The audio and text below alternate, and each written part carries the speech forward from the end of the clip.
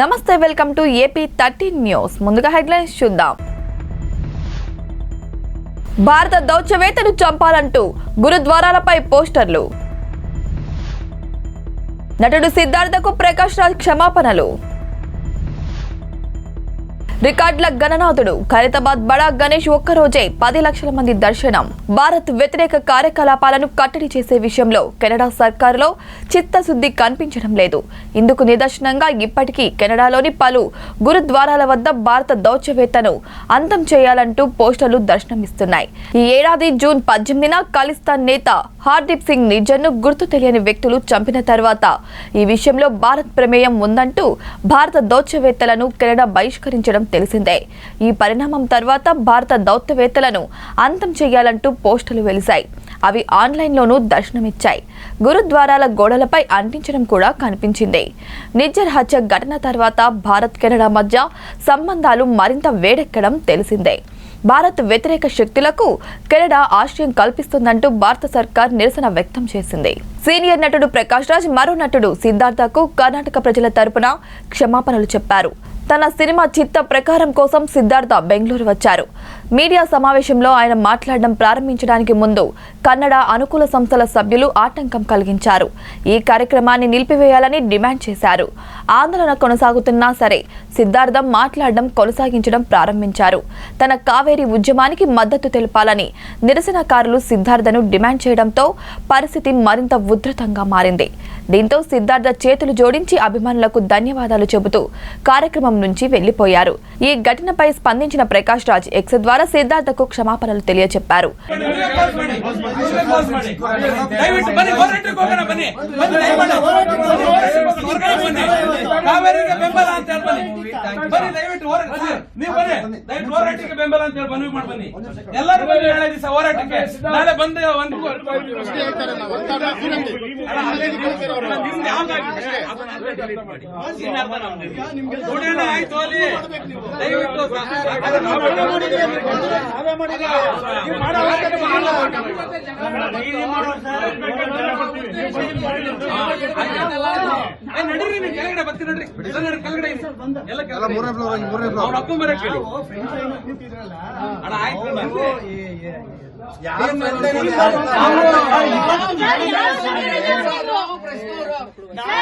హైదరాబాదీయులకు వినాయక చవితి పండుగ అనగానే ముందుగా గుర్తొచ్చేది ఖైరతాబాద్ బడా గణేష్. 69 ఏళ్లుగా ఖైరతాబాద్ మహాగణపతి భక్తులను ఆశీర్వదిస్తున్నారు. ప్రతి ఏటా వైవిధ్యమైన రూపాల్లో ఖైరతాబాద్ వినాయకుడు భక్తుల ముందుకు వస్తున్నాడు. గతంలో ఎన్నడూ లేని విధంగా ఈసారి మధ్యాహ్నం 2 గంటల్లోపే ఖైరతాబాద్ గణనాథుని నిమజ్జనం ముగిసింది. ఇందుకోసం పోలీసులు పక్కా ప్లాన్తో వ్యవహరించారు.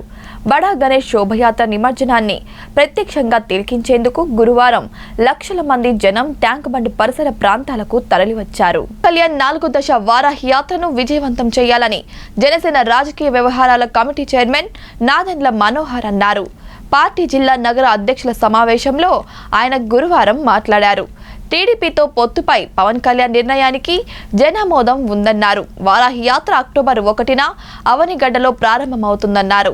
టీడీపీతో పొత్తు ఉమ్మడి కార్యాచరణపై మాట్లాడుతూ విస్తృత స్థాయి సమావేశంలో ఉమ్మడి కార్యాచరణ రూపొందిస్తామని పవన్ ప్రకటించారన్నారు. అయితే ఇరువురు అధినేతలు కలిసి చర్చించుకునే అవకాశం రాలేదన్నారు. అందుకే ఉమ్మడి కార్యాచరణ సాధ్యం కాలేదన్నారు. టీడీపీ చేస్తున్న ఆందోళనలు, జనసేన మద్దతు విషయంలో ఎలా ముందుకు వెళ్లాలో నాయకులకు వివరించారు. టీడీపీ నాయకులతో ఎక్కడ పొరపచ్చలు రాకుండా సమన్వయంతో, సానుకూల దృక్పథంతో సంప్రదింపుల ద్వారా ఉమ్మడి కార్యక్రమాలు నిర్వహించాలన్నారు. ఉమ్మడి ఆందోళన కార్యక్రమాలతో ముందుకు సాగుతూనే ఎప్పటిలాగే స్థానిక ప్రజా సమస్యల పరిష్కారానికి కృషి చేయాలని సూచించారు. కాగా టీడీపీతో పొత్తుపై పవన్ కళ్యాణ్ తీసుకున్న నిర్ణయాన్ని జిల్లా, నగర అధ్యక్షులు ఏకగ్రీవ ఆమోదిస్తూ తీర్మానం చేశారు.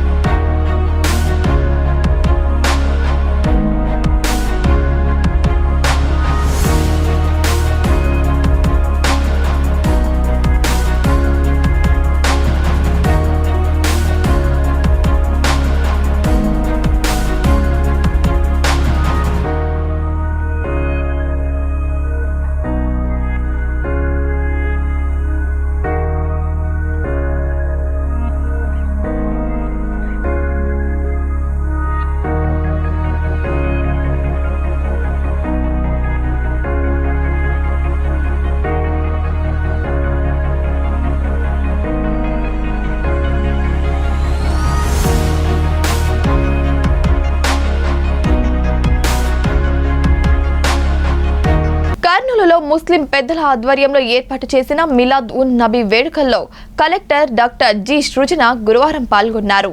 మహమ్మద్ ప్రవక్త మార్గంలో ప్రతి ఒక్కరూ పయనించాలని, పేదలకు తమ వంతు సాయం అందించాలని ఆమె కోరారు.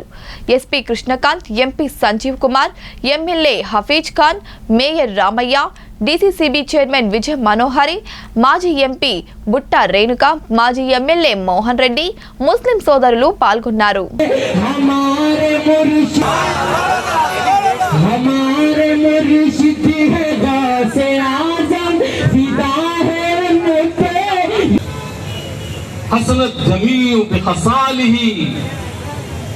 Beautified was every characteristic of this man. Sallallahu alayhi alihi. Let us send blessings to him and his family. Ladies and gentlemen, the name Shakespeare very famously said, what is in a name? Call a rose by any other name, it will smell as sweet. But here the name is more prominent. Here the name is more important. Here the name is more significant because it is the name of Prophet Muhammad sallallahu alaihi wasallam. Muhammad, the name given by Allah to Prophet Muhammad sallallahu alaihi wasallam, and Ahmad. These are the two names of Prophet Muhammad we will find in the Quran, in the Holy Quran. 4 or 5 times Muhammad is mentioned, and 4 జనాభా కానీ దాని తర్వాత different religions కానీ ఎక్కడా లేవు. అన్ని ఉన్నా కూడా మనం ఎప్పటికీ కలిసి ఉంటున్నాం కాబట్టి మన మధ్యకి ఎవరు రాకుండా చూసుకోవాలి. అది సూపరింటెండెంట్ ఆఫ్ పోలీస్ నా ఒకటి రిక్వెస్ట్ ఏంటంటే, కర్నూలు చాలా శాంతియుతంగా ప్రతి ఒక్కదాన్ని మనం చేసుకుంటున్నాం. అలాగే మిగతా రిలీజియన్స్ రిక్వెస్ట్ చేసిందంటే మనందరం కలిసిమెలిసి ఉండాలి, అన్నదమ్ములకు మాదిరి ఉండాలి. మన మధ్య ఎవరు వచ్చినా కూడా మనం వాళ్ళని అలో చేయకోకున్నట్టు మనం చాలా శాంతియుతంగా ఉండాలని ఈ సందర్భం కోరుకుంటున్నాను. ఆల్రెడీ చాలా మంది భక్తులు చాలా మంచి విషయాలు చెప్పారు. మహమ్మద్ ప్రవక్త గురించి చెప్పారు, నాకు ఎమ్మెల్యే గారు కూడా చెప్పారు ముస్లిం యొక్క ఈ ఇస్లాం యొక్క ఇంపార్టెన్స్ గురించి. సో కాబట్టి ఇంకొకసారి నాకు ఇక్కడ ఉన్నటువంటి ముస్లిం సోదరులందరికీ మిలాదుల్ నబీ శుభాకాంక్షలు. Thank you. सारे मशाइख इकराम, सारे जिम्मेदारान सेंट्रल मिलाद कमेटी और बिलखुसूस लौबाली दरगाह हजरत लौबाली दरगाह के सज्जादे नशीन ఒంగోలులో వరల్డ్ హార్ట్ డే సందర్భంగా 3K వాక్ ను జెండా ఊపి ప్రారంభించిన జిల్లా కలెక్టర్. మన జీవన శైలి, ఆహార అలవాట్లలో మార్పుల ద్వారా గుండె సంబంధ వ్యాధుల నుంచి రక్షణ పొందవచ్చని ప్రకాశం జిల్లా కలెక్టర్ ఏఎస్ దినేష్ కుమార్ అన్నారు. వరల్డ్ హార్ట్ డేని పురస్కరించుకొని శుక్రవారం ఉదయం ఒంగోలు కలెక్టర్ కార్యాలయం వద్ద జిల్లా వైద్య ఆరోగ్య శాఖ, కిమ్స్ వైద్యశాల సంయుక్తంగా ఏర్పాటు చేసిన 3 కిలోమీటర్ల నడకను ఆయన జెండా ఊపి ప్రారంభించారు. ఈ సందర్భంగా కలెక్టర్ దినేష్ కుమార్ విలేకరులతో మాట్లాడుతూ, ప్రజలకు గుండె సంబంధ వ్యాధులపై అవగాహన కల్పించే లక్ష్యంతో ఈ నడకను నిర్వహిస్తున్నామని అన్నారు. ఈ ఏడాది వరల్డ్ హార్ట్ డే సందర్భంగా use heart for every heart అన్న థీమ్తో కార్యక్రమాలను నిర్వహిస్తున్నట్లు ఆయన తెలిపారు. మన శరీరంలో గుండె అతి ముఖ్యమైన భాగమని, ఇది సక్రమంగా పనిచేస్తేనే శరీరంలోని మిగిలిన భాగాలు బాగా పనిచేస్తాయన్నారు. శారీరక వ్యాయామం ఎలా చేస్తామో గుండెకు సంబంధించి కూడా అవసరమైన వ్యాయామాలు చేయాల్సిన అవసరం ఉందన్నారు.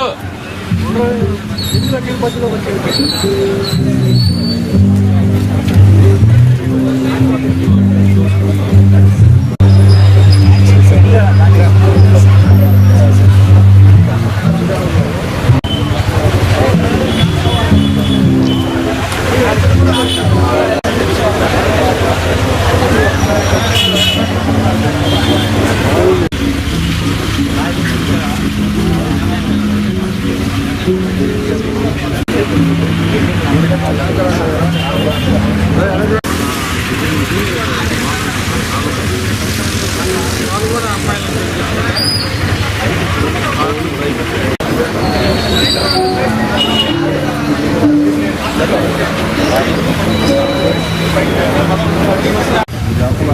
an inspiration to many, who has demonstration exceptional skills and has truly made a difference, he is none other than our beloved IAS. She is ably guiding.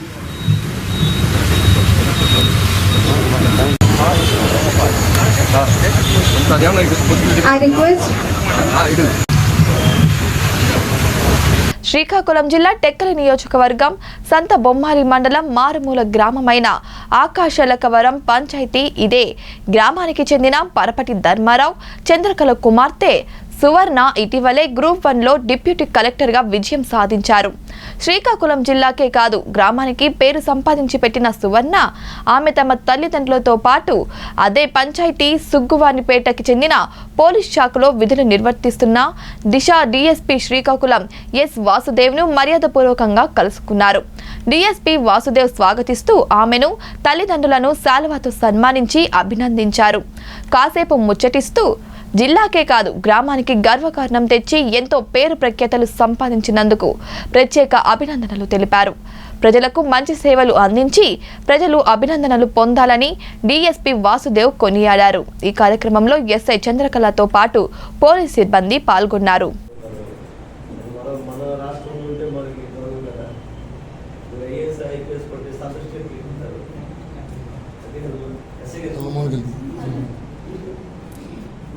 అంటే బాగుంటుంది మీరు ఐఏఎస్ ఐపీఎస్ కొట్టే సర్టిఫికేట్ తీసుకుంటారు. మనకి అక్కడ మన క్రికెట్ ఐఏఎస్ ఉంది కదా, ముందు ప్లస్ మన స్టేట్కి మనం సర్వీస్ చేయాలి. అంటే మన స్టేట్ ఐఏఎస్ ఐపీఎస్ కూడా మన స్టేట్ వస్తుంది, కానీ మంచి టాప్ ర్యాంక్స్ వస్తే మన స్టేట్కి వస్తుంది. గవర్నమెంట్కి స్ఫూర్తి కోరుతుంటే మరి మన స్టేట్కి అనుకుంటూ తీసుకెళ్ళి చదవతాను. ఎందుకంటే మీరు ఇక్కడికి వచ్చి 1 year 1 year మీరు అసలు సెలవు లేదమ్మా, ఎవరు ఆఫీసులు సెలవు ఉంటూ మనం రాసేదా తెలుసు ఉంటూ మళ్ళీ గుర్తు కలెక్ట్ అంటే ఎస్ఎంఎస్ కాదు. స్ఫూర్తి పట్టుదల ఇంత మాకే ఆశ్చర్యంగా ఉంది. 1 year ముందు ఏవో వచ్చి 1 year తర్వాత గుర్తు కలెక్టర్ వచ్చి మళ్ళీ ఇంకో 1 year ఐఏఎస్ ఐపీఎస్ వస్తుంది. మాకైతే చాలా గర్వంగా ఉంది, చాలా ఆనందంగా ఉందమ్మా. ఎందుకంటే ఎక్కడో ఉన్న పక్కన మనప్పుడు నుంచి పక్కన సాధించడం, అది స్టేట్లో ఉన్నటువంటి ఉన్నతమైనటువంటి స్థానం. అది చాలా పట్టుదల తీసి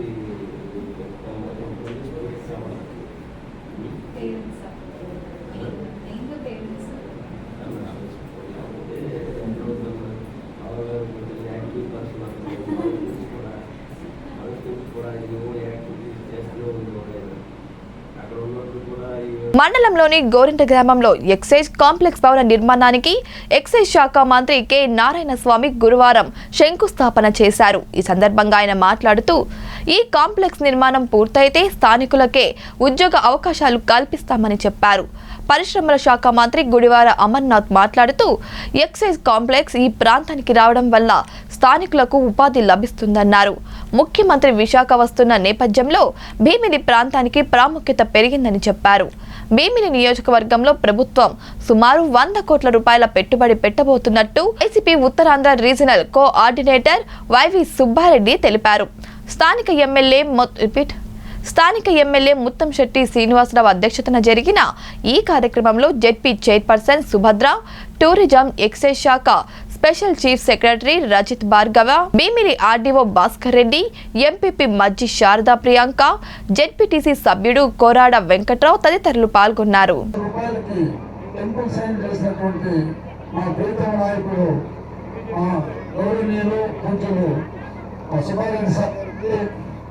అదేవిధంగా మీకు అందరికీ తెలుసు, జగన్మోహన్ రెడ్డి ఎవరిని సెలెక్ట్ చేసుకున్నా ఏ పిల్ల ఎక్కువగా సెలెక్ట్ చేసుకుంటారు.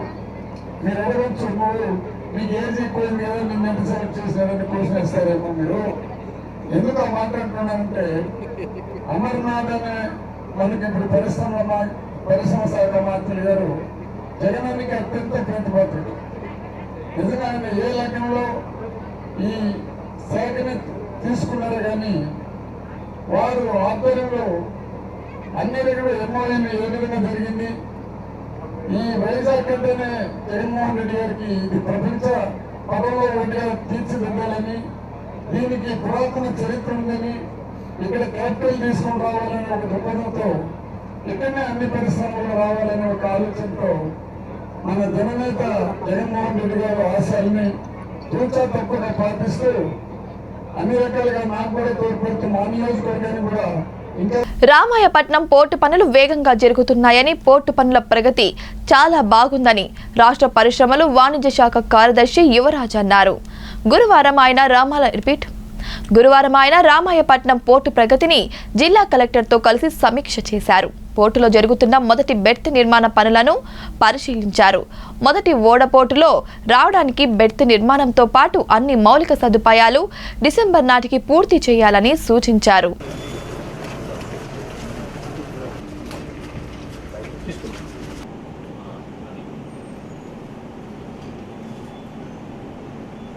అక్కడ చూపించిన start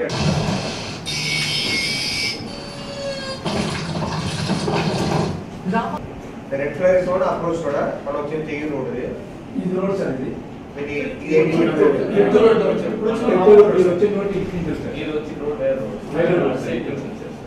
కెనాలా okay railway station line అది కూడా ఫారెస్ట్ అండి. ఆ రెడ్ కలర్ ఫారెస్ట్ ఇక్కడ బిగినింగ్ ఫారెస్ట్ వస్తుంది. ఇక్కడ సెంట్రల్ బిల్డింగ్ ఇక్కడ సార్ సెకండ్ బిల్డింగ్ అది ఇంకో సెకండ్ బిల్డింగ్ చూసాం కదా. ఇది ఇప్పుడు ఇటువైపు రోడ్ ఎందుకంటే రైల్వే లైన్ నేషనల్ హైవే అది అక్కడ వరకు వస్తాయి కదా. ఇది లోపల కూడా వస్తుందా మీరు ఒరిజినల్ ప్రపోజల్ లో సార్? అక్కడ నుంచి మనం వస్తే మీరు ఒరిజినల్ లేఅవుట్ లో దానికి అక్కడ రెండు ఇష్యూస్ ఇందులో evacuation plan evacuation plan review చేసిన ఆల్టర్నేట్ రోడ్ ఉంది అంతే కదా. ఈ ఆల్టర్నేట్ రోడ్ కు అంతే కదా ప్రభు ఎక్స్పాండ్ చేయండి. కెనాల్ యాక్చువల్ చూపించాలి. కెనాల్ యాక్చువల్ చూపించాలి. అసలు మీ మాస్టర్ ప్లాన్ లో కెనాల్ చూపించడం లేదు. మీ కెనాల్ అండర్ గ్రౌండ్ పోతుంది కదా, పైన పోతాయి కదా. ఆ కెనాల్ యాక్చువల్ సైజ్ అర్థమైంది కదా. బై స్కేల్ లో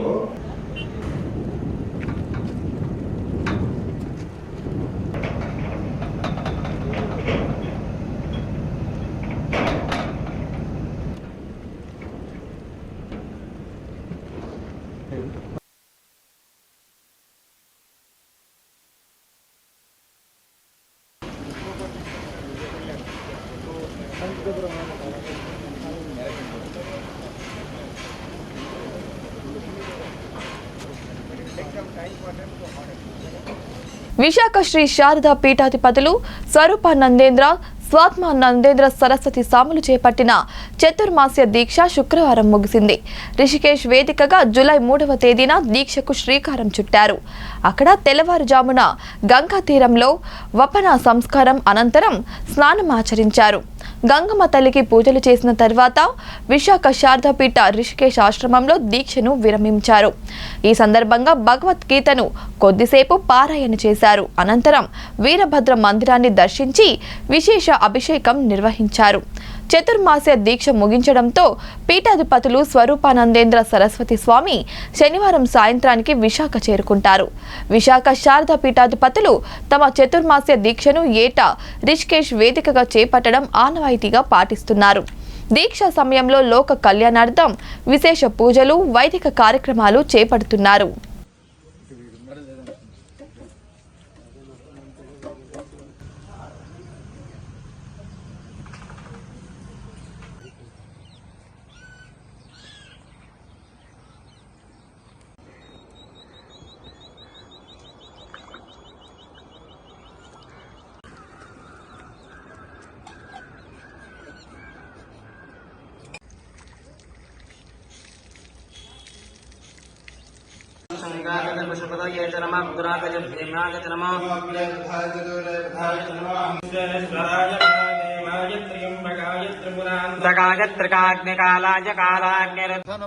देवकी परमानंदम कृष्णं वंदे जगद्गुरुं श्री भगवान।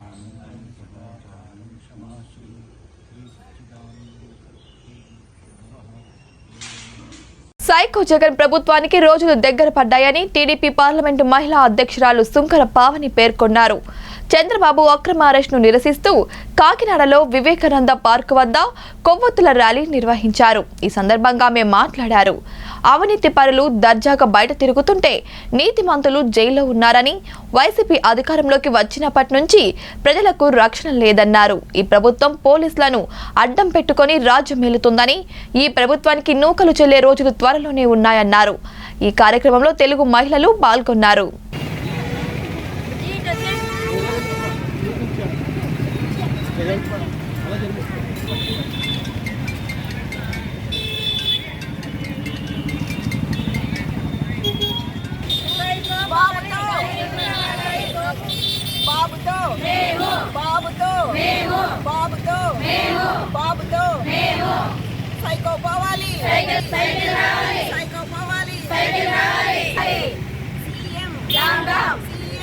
నమస్కారం.